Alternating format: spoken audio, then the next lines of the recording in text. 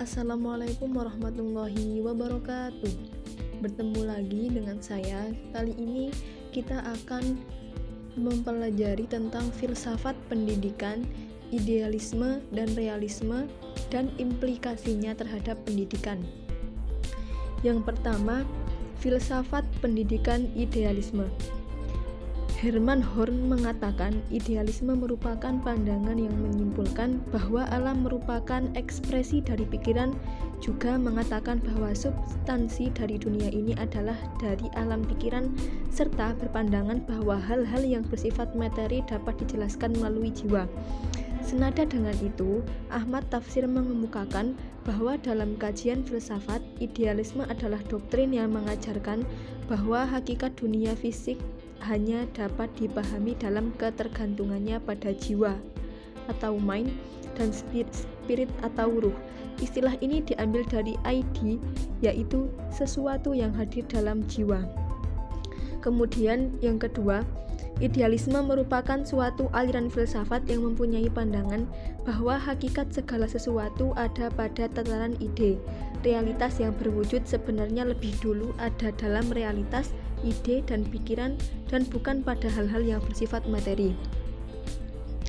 Kemudian selanjutnya, pandangan filosofi idealisme ditinjau dari ontologi, epistemologi, dan aksiologi.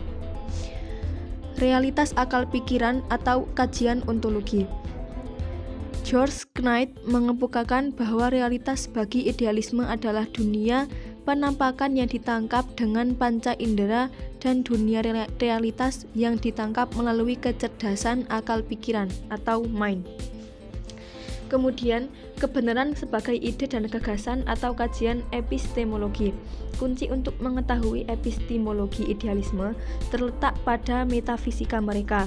Ketika idealisme menekankan realitas dunia ide dan akal pikiran dan jiwa, maka dapat diketahui bahwa teori mengetahui atau epistemologi pada dasarnya adalah suatu penjelajahan secara mental menyerap ide-ide, gagasan, dan konsep-konsep.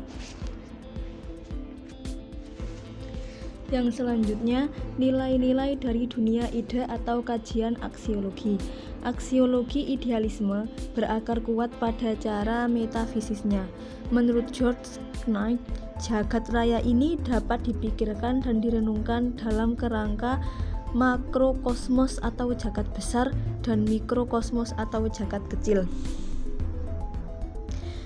Dari sudut pandang ini, makrokosmos dipandang sebagai dunia akal pikir absolut, sementara bumi dan pengalaman-pengalaman sensori dapat dipandang sebagai bayangan dari apa yang sejatinya ada. Dalam konsepsi demikian, tentu akan terbukti bahwa baik kriteria etik maupun estetik dari kebaikan dan kemudahan itu berada di luar dari diri manusia, berada pada hakikat realitas kebenaran itu sendiri dan berdasarkan pada prinsip-prinsip yang abadi dan baku. Kemudian ada beberapa aliran-aliran dalam filsafat idealisme, yaitu idealisme subjektif, idealisme objektif, idealisme absolut, idealisme transendental atau idealisme kritis, dan yang terakhir idealisme personal. Yang selanjutnya, implikasi filsafat idealisme dalam pendidikan. Yang pertama, implikasi untuk peserta didik atau anak didik. Bagi idealisme, peserta didik dipandang sebagai suatu diri mikrokosmis jagat kecil yang berada dalam proses becoming, menjadi lebih mirip dengan diri absolut. Dengan kata lain, bahwa diri individual dalam hal ini peserta didik adalah suatu eksistensi dari diri absolut. Yang kedua, implikasi dalam pendidik atau guru. Guru mempunyai posisi yang sangat krusial, sebab gurulah yang melayani murid sebagai contoh hidup dari apa yang kelak bisa dicapainya. Sang guru berada pada posisi yang lebih dekat dengan yang absolut dibandingkan murid, karena ia mempunyai pengetahuan lebih tentang dunia. Yang selanjutnya, implikasi kurikulum. materi pembelajaran atau subject matter idealisme dapat dilihat dari sudut pandang epistemologinya.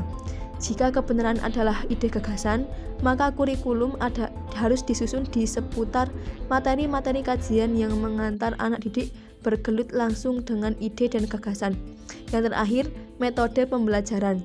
Dalam proses pembelajaran, kata-kata tertulis maupun terucap merupakan metode yang digunakan oleh penganut idealisme.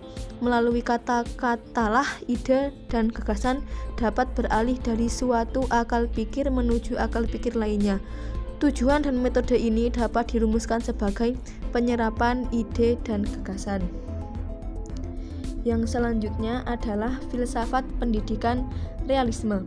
Realisme adalah aliran filsafat yang memandang bahwa dunia materi di luar kesadaran adalah sebagai suatu yang nyata dan penting untuk kita kenal dengan mempergunakan inteligensi.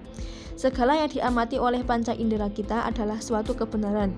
Yang menjadi orientasi aliran ini adalah kenyataan alam ini, bukan pada ide atau jiwa. Kemudian pandangan filosofi realisme ditinjau dari ontologi, epistemologi, dan aksiologi.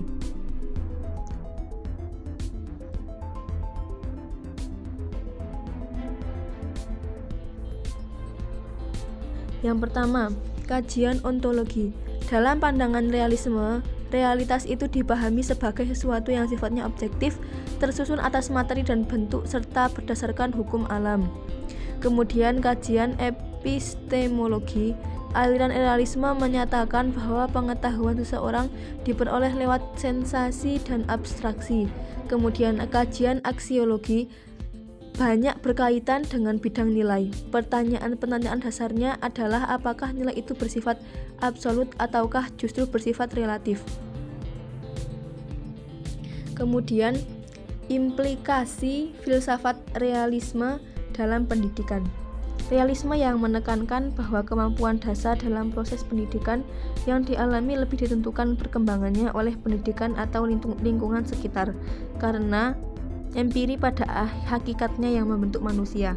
Dalam pandangan kaum realis, pendidikan sebenarnya dimaksudkan sebagai kajian atau pembelajaran disiplin-disiplin keilmuan yang melaluinya kemudian kita mendapatkan definisi-definisi dan juga pengklasifikasiannya dalam mata ajar yang diberikannya. Kaum realis banyak menggunakan metode-metode yang memungkinkan siswa melakukan percobaan-percobaan sehingga pada gilirannya akan memperoleh pengetahuan. Itu tadi materi